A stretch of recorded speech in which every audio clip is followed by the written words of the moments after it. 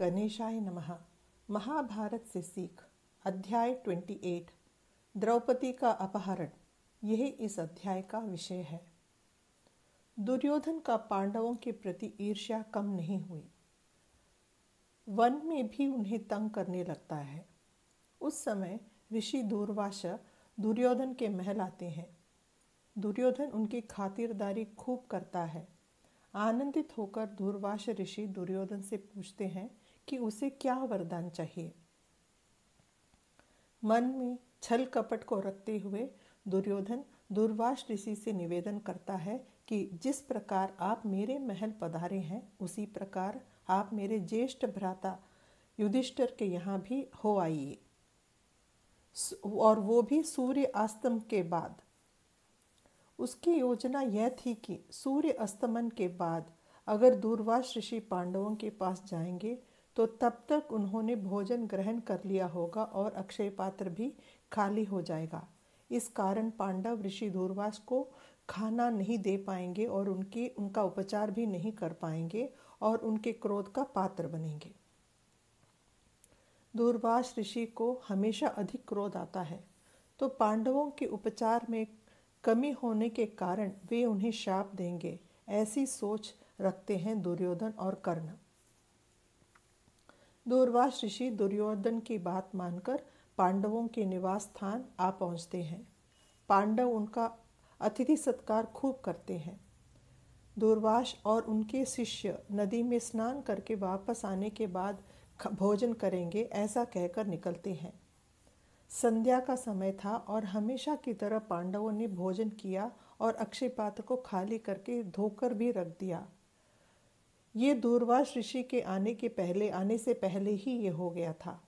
इस हालत में द्रौपदी चिंतित होती है कि वापस लौटने पर ऋषि दूर्वासा और उनके शिष्यों को क्या खिलाएगी।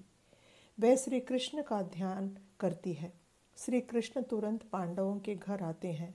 द्रौपदी की स्थिति जानते हुए भी श्री कृष्ण द्रौपदी से कहते हैं कि उन्हें भी बहुत भूख लग रही है। द्रौपदी खाली अक्षय पात्र को ले आके दिखाती है श्री कृष्ण के पास। ध्यान से जब श्री कृष्ण उस खाली पात्र को देखने के लिए कहते हैं तो द्रौपदी को उस पात्र के कोने में एक चावल का दाना और एक सब्जी का छोटा सा पत्ता दिखाई देता है। उस चावल और सब्जी के पत्ते को श्री कृष्ण खाते हैं और कहते हैं, विश्व के सभी जीव राशि को अपने अंदर समाहित किए हुए भगवान इससे तृप्त हों, इस प्रकार कहते हैं। दूर्वासा ऋषि और उनके शिष्य जो नदी के तट पर नहाने गए हैं, वे ऐसा महसूस करते हैं मानो उन्होंने किसी दावत में पेट भर खा लिया हो। ऋषिवर सोचते हैं, अगर हम अभी पांडव के पास जाएंगे तो ज़रूर भोजन करवाएंगे, अब तो खाया भी नहीं जाएगा, इसीलिए वहाँ से चले जाते हैं। श्री कृष्ण की दया से पांडव ऋषि दूर्वासा के शाप से बच गए। दुर्योधन की एकमात्र बहन दुश्शला सिंधु देश के राजा जयद्रथा से विवाह करती है। जब जयद्रथा साल्वा राज्य की तरफ जा रहा होता है, तब वहाँ उसे पांडवों का आश्रम दिखता है। उस वक्त द्रौपदी आश्रम में अकेली होती है। उसकी सुंदरता से मोहित होकर जयद्रथा द्रौपदी पर उससे विवाह करने के लिए दबाव डालता है। द्रौपदी कहती है कि वे पांडवों की पत्नी है। शिकार पर गए हुए उनके पति वापस आने से पहले वहां से भाग जाने को कहती है। इस प्रकार जयद्रथा को द्रौपदी धमकाती है। जयद्रथा बलपूर्वक द्रौपदी को अपने रथ में बिठाकर उसका अपहरण करता है।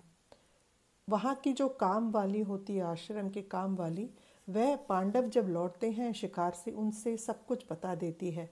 पांडव जयद्रथ के पीछे उसका पीछा करते करते वहाँ जाके पहुँचते हैं और उससे लड़ते हैं और द्रौपदी को वापस ले आते हैं।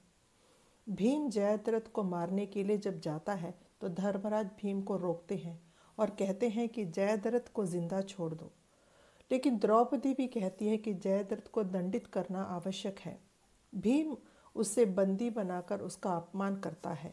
उनकी बहन दुश्शला का पति होने के नाते धर्मराज जयद्रथ को उसकी जान बख्शता है और उपदेश देता है कि आगे से गलती न करें।